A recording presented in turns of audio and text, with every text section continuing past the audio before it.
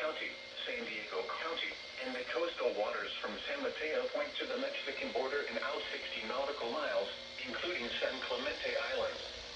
A test signal was broadcast to test the public warning system. The test is normally conducted between 10 a.m. and noon each Wednesday, weather permitting. The signal was also used to test the activation and emergency readiness of the Skywire network of radio operators.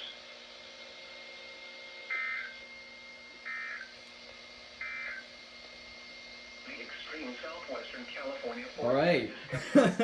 First test of 2021. And SGX got it 45 minutes late, so that was sort of fantastic.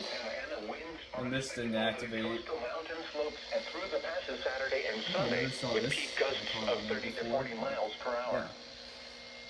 Extended forecast for the Coachella Valley.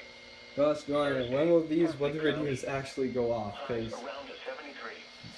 neither of the new weather radios, except for this one right here, has activated for the test, so I don't know what's going on with my ones that have not gone off.